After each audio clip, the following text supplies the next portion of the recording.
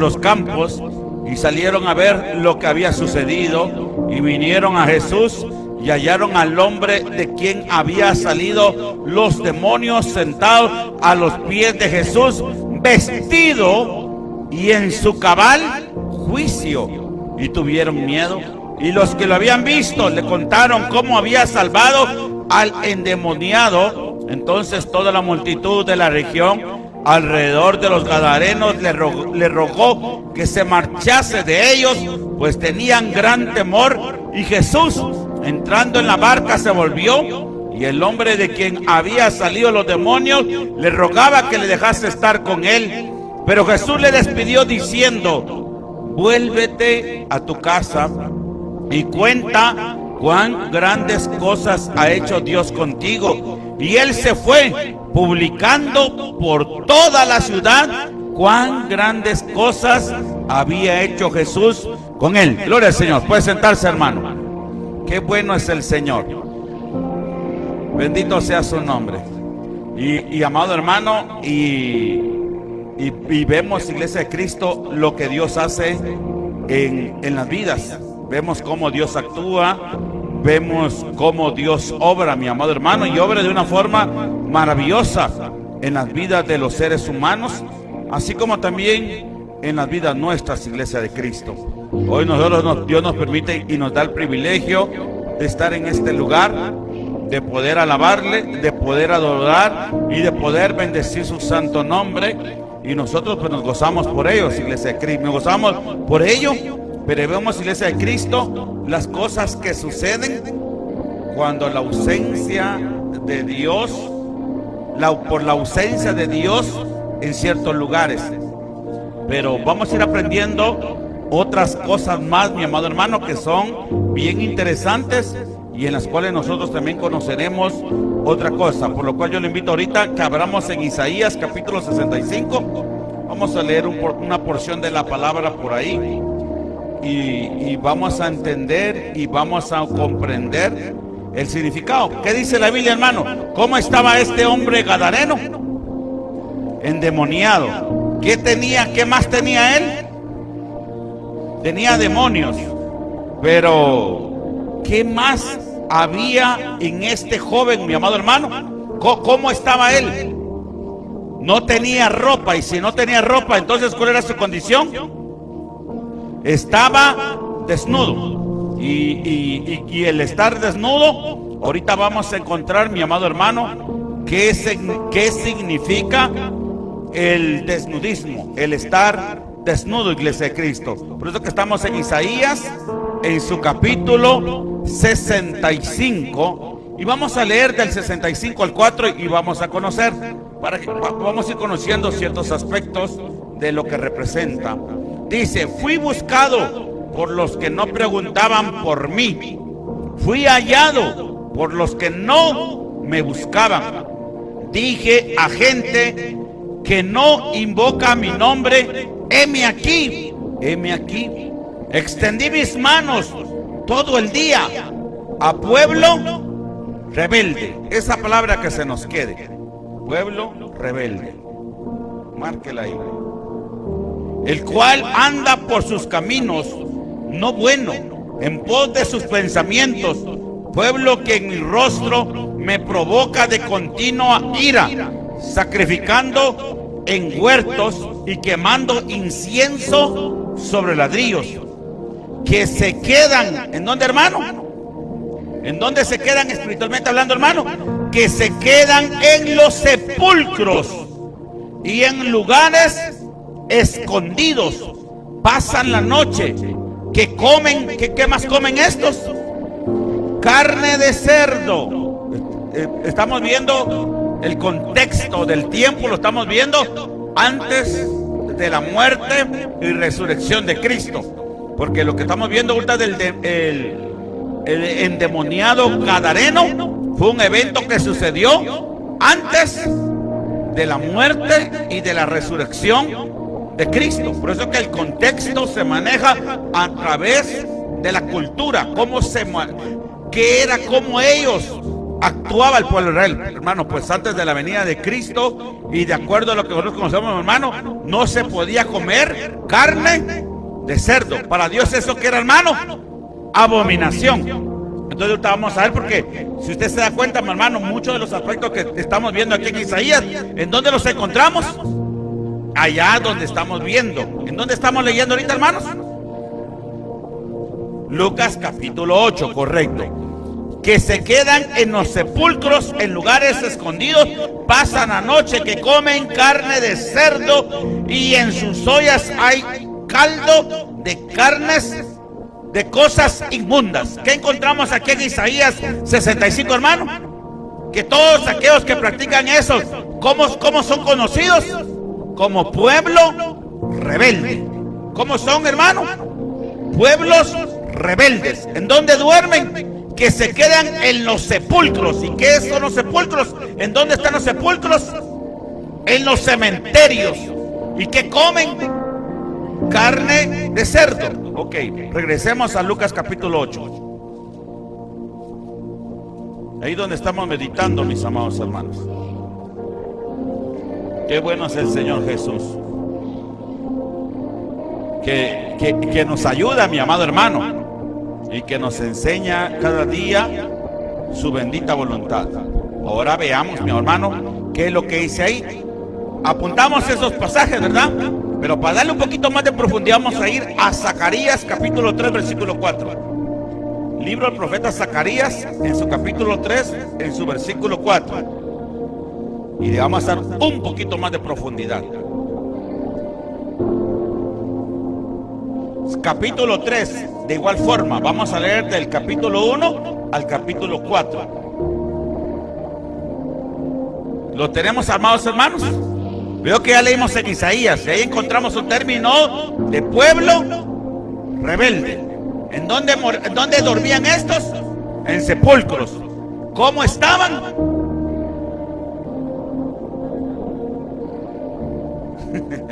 Dormían en sepulcros. ¿Y comían qué?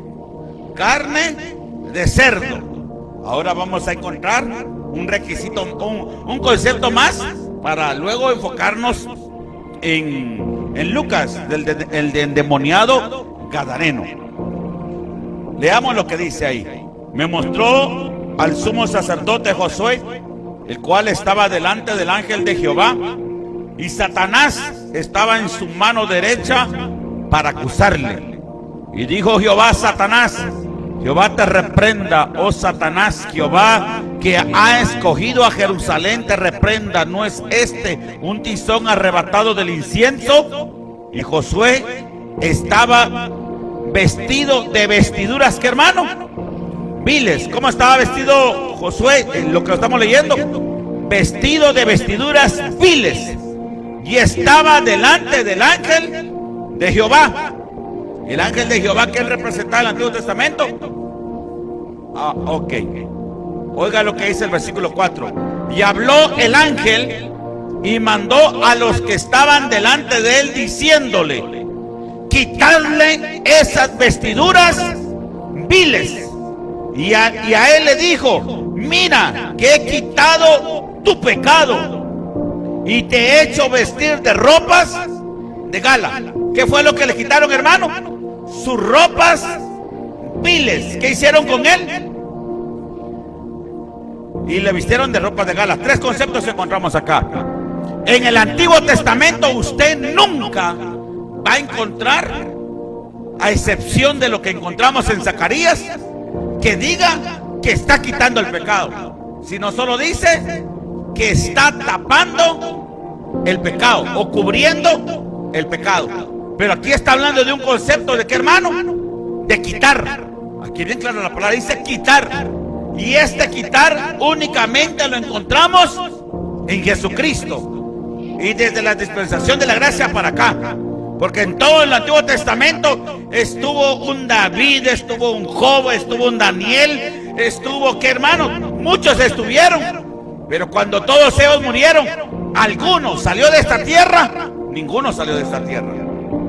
Nadie puede decir: yo fui al tercer cielo y ahí estuve. No, de todos los que murieron, todos iban al seno de Abraham, allá, como dice la Biblia, hermano, allá abajo, en el Seol, solo que en la parte alta, no en la parte baja, porque en la parte baja, que se le conoce como el Hades, ahí es donde se manifiesta el infierno, el lugar de tormento, mi hermano. Pero en la parte alta era un lugar de consolación, iglesia de Cristo. Ahí van ellos, porque el pecado solo era, que hermano, cubierto, pero no quitado. Aquí en Zacarías capítulo 3, versículo 4, encontramos un concepto distinto a todo lo que va a encontrar usted en el Antiguo Testamento, que dice que quita el pecado.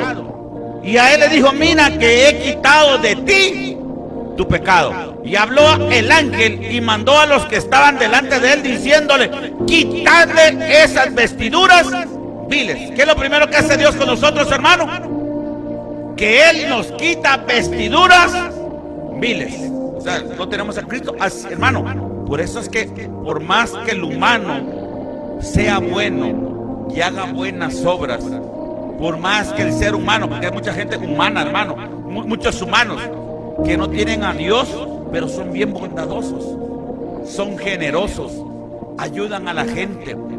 A veces se considera, mi hermano, según estudios, es que la gente más codiciosa y la gente más avara son los cristianos. Como que nos fuéramos a llevar todo eso, hermano. Pero allá afuera no podemos negar, hay gente, hermano, que practica la bondad, que ayuda al pobre, que hacen misericordia. Pero si ellos no tienen a Cristo y no han nacido de nuevo, por más obra buena que tienen, ¿cómo están vestidos? De ropas viles. Para que nuestras ropas viles sean quitadas y sean puestas las ropas que nos habla la Biblia, ¿qué tiene que ver nuestra vida, hermano? Perdón de pecados, arrepentimiento y un nacimiento genuino en Cristo Jesús, mi amado hermano. Y aquí encontramos esto: quitarle esas vestiduras viles.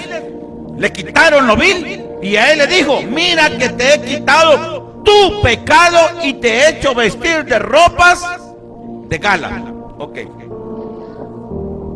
Volvemos a Isaías para que se nos quede. Encontramos un término, ¿qué, hermano? De pueblo rebelde. Encontramos el término que ese pueblo rebelde, ¿dónde dormía? En sepulcros. ¿Y cuál era su comida? Carne de cerdo y muchas cosas inmundas en una olla de caldo, dice Dios, hermano. Esa era su comida. Ahora vamos a Lucas capítulo 8, versículo 26, porque aquí vamos a encontrar muchos conceptos iguales. ¿Y por qué pasan ciertas cosas, mi amor hermano? Volvemos a lo que hemos estado aprendiendo. Para que Abraham no se convirtiera en uno más en Ur de los Caldeos, donde se manejaba la brujería, la hechicería, la mafia y tantas cosas, mi hermano, que hoy son cosas inmundas delante de los ojos de Dios. ¿Qué hizo Dios con Abraham, mi hermano? Lo sacó de ese lugar. Dios lo que hizo con Abraham fue que lo sacó de ese lugar, y Abraham, en obediencia, oyó a Jehová, obedeció a Jehová y salió de ese lugar, mi hermano. Pero ¿qué hubiera pasado si Abraham no hubiera salido? ¿Qué hubiera pasado, mi hermano? Tarde o temprano se iba a corromper. Porque para comenzar, en la casa de sus papás y en la casa de sus hermanos tenían muchos dioses y muchos ídolos. Si no, mira, hermano, cuando fue un hijo, cuando fue, ¿quién, hermano? Jacob, ¿verdad? Cuando Jacob fue por esposa, que luego trajo a Lea y trajo a Raquel, ¿qué hizo Raquel? Agarró un ídolo de su papá y se lo llevó. Un poco de levadura leuda toda la masa. Pero ¿qué era pasado con aquel que Dios le hizo la promesa para que fuera bendición, para que su descendencia fuera bendita, y luego que en él fueran benditas todas las naciones? Si él no le hubiera hecho caso a Dios, mire, nosotros hubiéramos perdido esa bendición. Nosotros podemos ser bendición o podemos ser maldición. Ahora, Dios lo sacó de allá. ¿En dónde vivía este joven hermano? ¿O esta persona? Él vivía en la región de los Gadarenos. Según, hermano, el mapa y lo que describe Marcos en su capítulo 5 del versículo 1 al 20, que dice, hermano, que estaba al lado opuesto del mar de Galilea. Aquí estaba Galilea y ellos estaban en la otra parte. Y en ese lugar, porque era conocido, mi amado hermano, ese lugar era conocido porque ahí habían judíos, era un pueblo judío. Pero ellos, ¿a qué se dedicaban, hermanos? Ellos se dedicaban a la crianza, apacamiento, no se viene la palabra, apacentar cerdos. Hermano, a eso se dedicaban ellos. ¿Eran bien queridos del otro lado entonces? No. Si por eso es que a los samaritanos no los querían. A los samaritanos, los judíos puros, por así decirlo, hermano, los sin mezcla, ellos no podían tolerar a los samaritanos, porque los samaritanos eran mitad judíos y mitad de otro pueblo. No los toleraban, mi hermano. Por eso es que estaban en lugares separados. Ahora imagínense con los gadarenos. Con los gadarenos, hermano, nadie nos visitaba, en pocas palabras, porque era un pueblo que se dedicaba a comer, a crear y a apacentar a sus cerdos. ¿Y era agradable eso al pueblo? No. Ellos estaban en un lugar muy retirado, apartado totalmente, porque si ellos vivieran cerca, si ellos hubieran estado cerquita de todo aquel lugar, los tenían que apedrear, los tenían que matar. Esa era la ley, no podían hacerlo. Ese era el lugar conocido como la región de Gadara o de los gadarenos.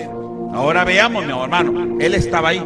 Entonces, allá donde leímos en Isaías, el lugar donde comen carne de cerdo y habitan en sepulcros delante de los ojos de Dios. ¿Cómo se conoce ese pueblo? Un pueblo rebelde. Entonces, Gadara, ¿cómo era conocido? Como un pueblo rebelde. Un pueblo rebelde, mi amado hermano. Pero ahí llegó Cristo. ¿Cómo éramos nosotros antes de tener a Cristo? Éramos rebeldes, hermano. Éramos rebeldes. Pero aún así, Cristo tuvo compasión y misericordia. Y ahí comienza el estudio de esta bella tarde, mi amado hermano. Y arribaron a la tierra de los Gadarenos, que está en la ribera opuesta, lo que acabamos de decir, a Galilea.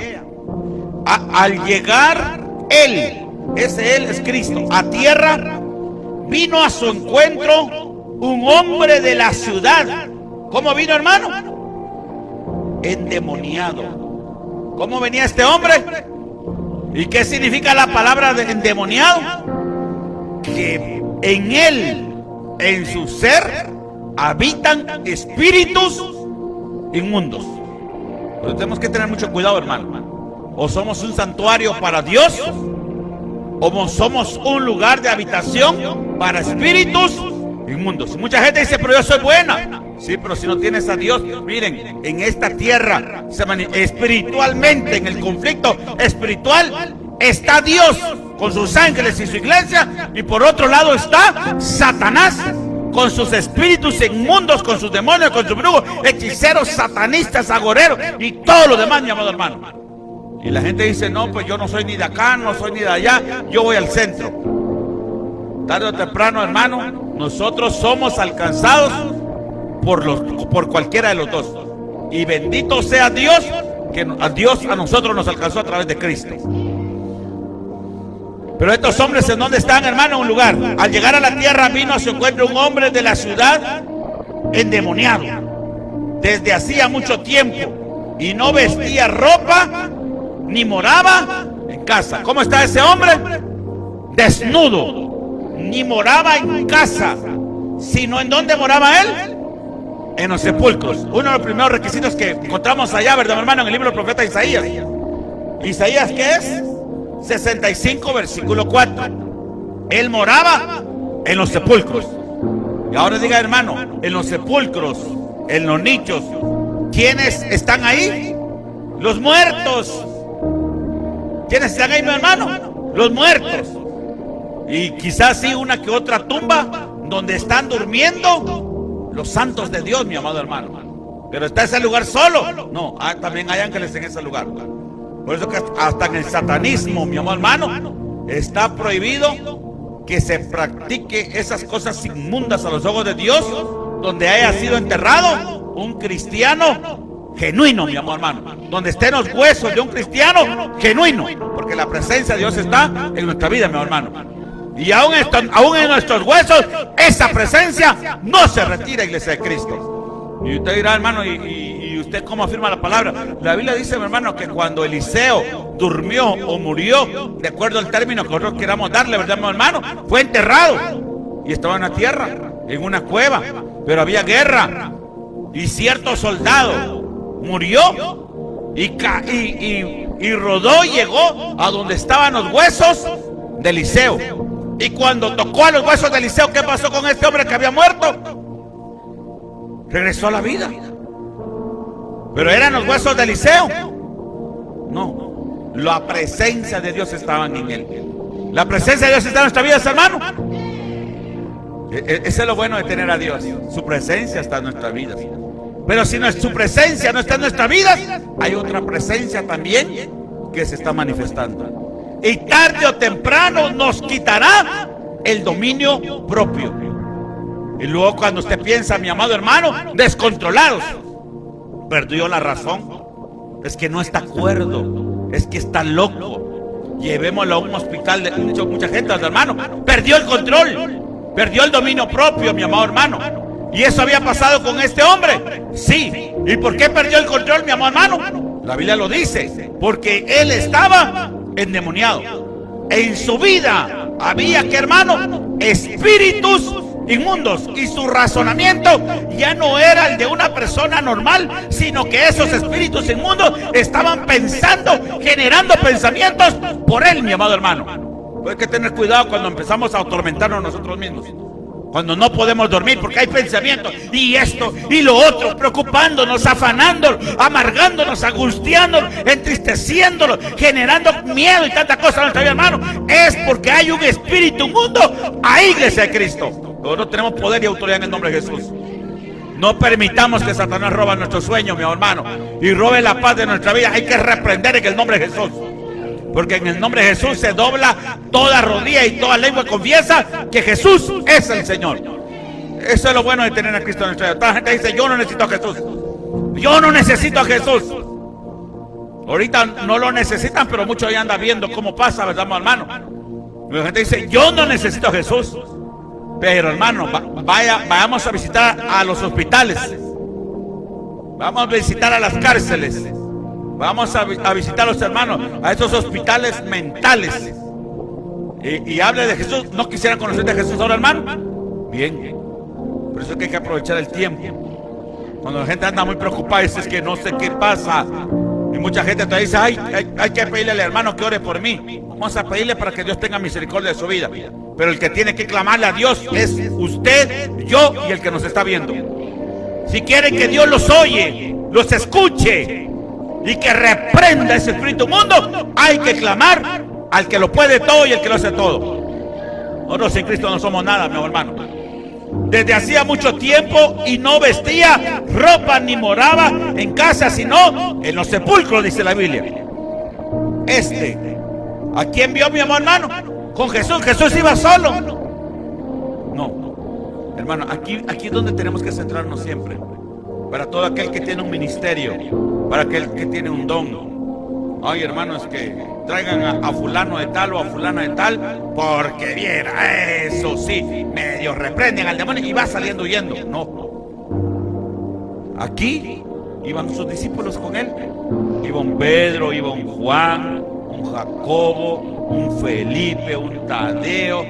Todos iban ahí, mi hermano. Pero usted ve en Lucas cómo enfoca Lucas ese momento, mi hermano. Lo enfoca únicamente en Jesús, el que todo lo puede, el misericordioso, con aquel hombre atormentado que estaba solo. ¿Había gente con él? No, él estaba solo. Y tanta era su soledad que se iba, ¿a dónde, hermano? A los sepulcros. Ese es el enfoque, y que nunca se nos olvide. El que puede ayudarnos se llama Jesús de Nazaret. No importa dónde esté, no importa la hora, no importa la circunstancia, simplemente es de doblar rodillas y hablarle al Padre en el nombre de Jesús, mi amado hermano, y hablarle con toda sinceridad, pero también con toda humillación, porque sabemos que Él es soberano. A Dios, mi amado hermano, no se le dice, haz esto. No, Señor, si es tu voluntad. Porque recuerde, mi hermano, que a veces Dios también trata con las personas. A veces Dios trata con las personas. Ha tratado con nuestra vida, hermano. Ha tratado. Cuando ven que las cosas no van bien o que nos vamos torciendo un poquito, ¿qué hace Dios con nosotros, hermano? Trata con nuestras vidas. Y si lo tenemos como pastor, lo oiremos y volveremos a nuestro carril, mi amor hermano. Pero si no, Dios va a tratar. Por eso es que hay que hablarle a Él como Dios soberano. Padre, tú que todo lo conoces, tú que todo lo sabes, tú que ves el acostar, el levantar, el salir, el entrar, el que conoce los pensamientos y las intenciones de la mente y el corazón, ese eres tú. Me pidieron esta petición, Padre, la elevo delante de tu presencia y que se haga tu voluntad. Pero a veces, hermanos, nos piden a nosotros una oración y nosotros contestamos, voy a orar y Dios lo va a hacer. ¿Qué va a hacer Dios? Dios no es nuestro hijo, Dios no es nuestro siervo. Nosotros somos siervos del Señor. Hermanos, nos desubicamos. Por eso, hermano, a mí me fascina mucho los pasajes que son narrados. Toda la Biblia es hermosa, hermano, pero el enfoque de Lucas es mucho para nosotros, ¿verdad, hermano? Recuerden, hermano, que Lucas no era judío, él era un gentil, y por eso que su enfoque no es tan judío, ¿verdad, mi hermano? Sino que su enfoque es más como nosotros lo hubiéramos visto, mi amor hermano. Porque usted ve cuando el enfoque de Mateo, el enfoque de Marcos, el enfoque de Juan, su concepción es muy distinta a la de Lucas. Y uno dice, ay, me gusta leer mucho Lucas, sí, porque los pensamientos y la forma que él lo interpreta y narra la historia es muy a nuestro contexto y a nuestra cultura, mi amado hermano. Y aquí él da el enfoque claramente, hermano. Jesús, ahí sí que solo Jesús. Ahí sí que, hermano, nos imaginamos que ahí fue Lutero, ¿verdad? Cuando dijo que Lutero, solo palabra, solo Jesús, solo gracia y solo, ¿qué, hermano? Espíritu Santo, y solo honra y gloria a Dios. Hermano, esos eran los pilares de Martín Lutero, mi hermano. Y cuando encontramos acá, lo mismo vemos, ¿verdad, hermano? Que el enfoque está solamente en Jesús y en el Gadareno, y luego se unen otras variantes, mi hermano, pero porque ya se generaliza. Al ver a Jesús, ¿qué hizo, mi amado hermano? Lanzó un gran grito y postrándose a sus pies, exclamó a gran voz, ¿qué tienes conmigo, Jesús, Hijo del Dios Altísimo? No vamos a profundizar aquí, pero se da cuenta, hermano, por eso decimos, hace 2000 años, Cristo humano, ¿quiénes fueron los que más reconocieron a Jesús como Hijo de Dios? La gente que tenía espíritus. Y todavía los fariseos, los escribas, los saduceos, hermano, preguntándole, ¿eres tú el Cristo? Y cuando los otros, ¿verdad, mi hermano? Dicen, tú eres el Hijo de Dios, tú eres el Santo de Dios. Y a veces así nos pasa, ¿verdad, mi hermano? Pero ahí sí, como dice la Biblia, el que tiene cerrados los oídos, por más que se le hable, no escuchará. Y postrándose a sus pies, exclamó a gran voz, ¿qué tienes conmigo, Jesús, Hijo del Dios Altísimo? Te ruego que no me atormentes. O sea, hermano, cuando uno reprende, mire, el que tiene oído, oiga lo que el Espíritu dice a su iglesia. Si queremos dejarnos que esos espíritus de tormento vengan y estorben nuestra vida, es porque queremos. Pero nosotros, en el nombre de Jesús, ¿qué hacemos con ellos, hermano? Los reprendemos, y para ellos, ¿qué es eso? Un tormento. Eso es lo que dice la Biblia, mi hermano.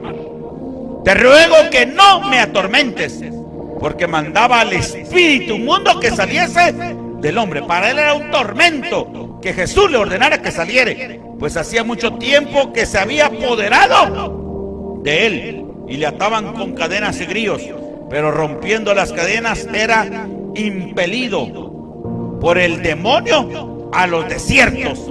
Y le preguntó Jesús diciendo, ¿cómo te llamas? Y él dijo, legión.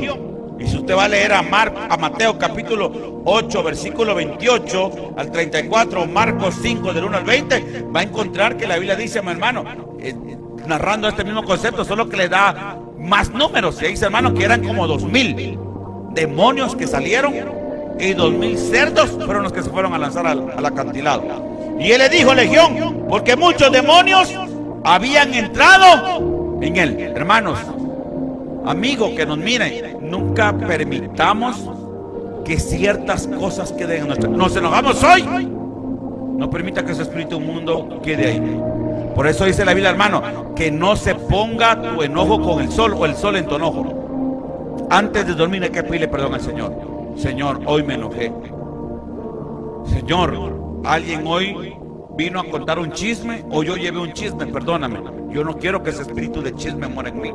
Yo no quiero que ese espíritu de celo, hermano, hay lugares donde, o hay parejas donde el esposo cela mucho a la mujer, o la mujer cela mucho al esposo. Hay que pedirles que esos espíritus inmundos, que hermano, salgan. Porque si no se da cuenta, hermano, ¿cuántos demonios tenía ese hombre? Se calculan que 2000 demonios. ¿Y entraron los 2000 juntos? No, uno por uno, uno por uno, uno por uno. Y luego se manifiesta todo. Un ejemplo bien claro. Cuando David adulteró con Jezabel, ¿qué espíritu inmundo primero entró con él? ¿Qué primero entró en él? ¿Qué espíritu inmundo entró primero en él? La codicia.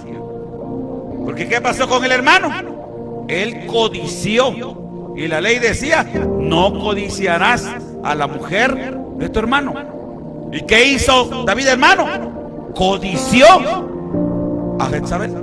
A Betsabé, perdón, mi amor, hermano. Y luego, ¿qué más hizo, hermano? La codició. Y luego la deseó. ¿Y qué más pasó después, mi amor, hermano? La trajo con mentira. Entró la mentira. Con engaño, mentira, engaño, seducción, adulterio. Mandó a traer a Urías con mentira. Lo embriagó. Él estaba haciendo piedra de tropiezo. Y ay del que él sea piedra de tropiezo. Engañó a Urías. Y por último, ¿qué espíritus inmundos se manifestó en él? Se manifestó en el hermano.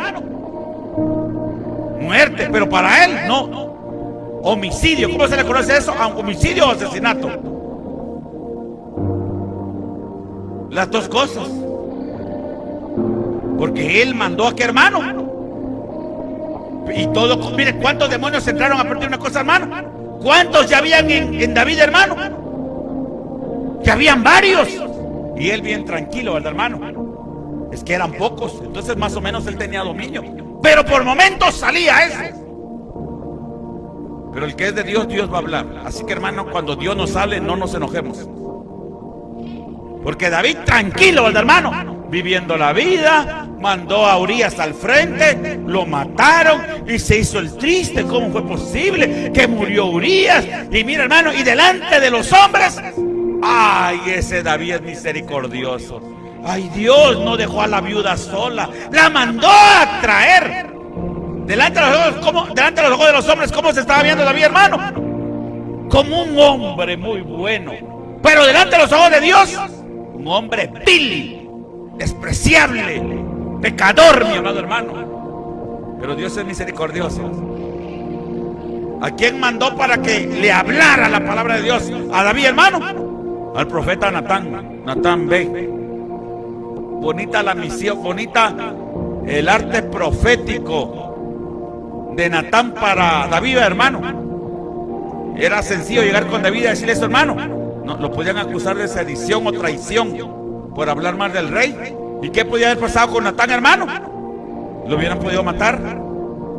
Pero una vez más, si Dios está con nosotros, ¿quién contra nosotros? Si Dios nos mandó, ve, hazlo. Siempre estamos en las hipótesis. ¿Qué hubiera pasado si Natán no hubiera querido ir? ¿Qué hubiera pasado con David? Porque David se arrepintió hasta que Natán le habló, ¿verdad, hermano? Usted conoce la historia.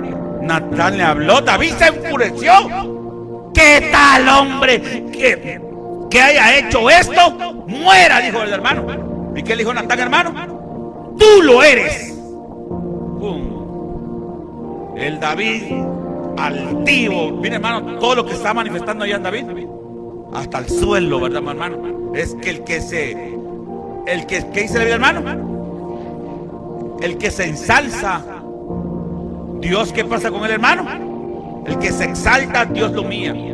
¿Qué hicieron con David? Y él dijo, y voy a morir. Se arrepintió.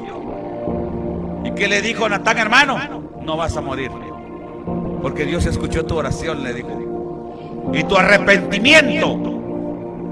Pero el fruto de esa relación ciertamente morirá. Corrigió Dios a David. Pero mire, hermano, en una sola cosa, ¿cuántos espíritus inmundos entraron en él? Y a partir de ese momento, ¿cómo salieron todos esos espíritus inmundos de David, hermano? Arrepentimiento, pero solo ahí, porque tanta gente que se arrepiente, pero luego viven así y vuelven a ser el mismo perro. Perdón, tenía rato de decir eso, pero es que así dice la Biblia también, como el perro que vuelve a su vómito. ¿Qué más hizo David inmediatamente, hermano? Después de que Natán le dijo que no moriría, sino que viviría, hermano. Que pidió perdón, pero ¿qué hizo? Pues hermano, ¿qué no pone atención de eso? Pero dice que entró en ayuno, no comió, se tiró al suelo y le llevan a ofrecer comida, ¿verdad, mi amor, hermano? Y no comió, tirado en pecho a tierra, mi amor, hermano. Y cuando murió el niño, dijeron, si cuando el niño vivía, ¿cómo actuó ahora que murió? ¿Qué va a pasar con él? Nadie se atrevía a decirle, ¿verdad, mi hermano? Pero hay géneros que no salen sino con ayuno. ¿Y qué había entendido David, hermano? Que él le había dado cabida a todo eso. Y era conocedor de la palabra de Dios, David, hermano. Hay espíritus inmundos que no salen sino con ayuno. ¿Y qué hizo David entonces, hermano? Ayuno y oración. ¿Y qué pasó en su cuerpo? Fue libre. Qué bueno es el Señor. Continuemos, si no, no vamos a terminar. Y le rogaban que no lo mandase al abismo. Había ahí un hato de muchos cerdos que pasían en el monte, y le rogaron que los dejase entrar en ellos, y les pidió permiso. Ahora regresemos. Ahora vamos a ir comprendiendo un poquito más a Lucas. ¿En quién enfocó Lucas narrar esta historia, mi hermano? En Jesús y el Gadareno. Pero cuando usted lee Mateo y cuando lee cuando lee Mateo y lee Marcos, mi amor, hermano, la Biblia enfoca que iban sus discípulos con él cuando subieron a la barca. Pero cuando los espíritus inmundos querían salir del hombre endemoniado e irse a un lugar, ¿a quién pidieron ellos? Con Jesús iban sus discípulos, ¿verdad? No pidieron entrar a los discípulos. ¿A quién pidieron ellos entrar? A los cerdos. Y espiritualmente el humano se convierte en un cerdo cuando regresa a su pecado. Cuando nosotros conocemos qué es pecado y aún así lo cometemos. Cuando nosotros sabemos qué es adulterar y lo hacemos. Cuando nosotros sabemos qué es fornicar y lo hacemos. Cuando nosotros sabemos qué es mentir y mentimos, mi amado hermano. ¿En qué nos estamos convirtiendo? En cerdos. ¿Y qué va a pasar tarde o temprano, mi hermano? A cualquier hombre o mujer que se esté humillando delante de la presencia del Señor y Dios lo esté perdonando, ese espíritu inmundo va a salir de ahí. ¿Y a dónde se va a ir a meter, hermano? A los cerdos. ¿Y cómo son conocidos esas personas, hermano? Como pueblo rebelde. ¿Y cómo ellos reconocen eso? Porque cuando no tenemos a Cristo estamos vestidos de ropas viles y es reconocido. Pero también vimos ahí, ¿verdad, hermano? Ya cuando pasamos al libro del profeta Zacarías, capítulo 4, versículo 3, que cuando Cristo tiene misericordia y lo perdona a uno, ¿qué es lo que Él ordena, mi amado hermano? Que nos quiten primero nuestras ropas viles. Eso es más o menos como el bautismo. Y luego, ¿qué pasa, mi amado hermano? nos ponen vestidos de gala. Qué bueno es el Señor, hermano. Pues es que nos reconocen. Y hay un hato de muchos cerdos que paseaban en el monte y le rogaron que los dejase entrar en ellos, y les dio permiso. Y los demonios salidos del hombre entraron en los cerdos, y el hato se precipitó en un peñadero al lago. ¿Y qué pasó con ellos? ¿Cuál es la misión de todo espíritu inmundo, hermano? Robar, matar y destruir. Y los que apacentaban los cerdos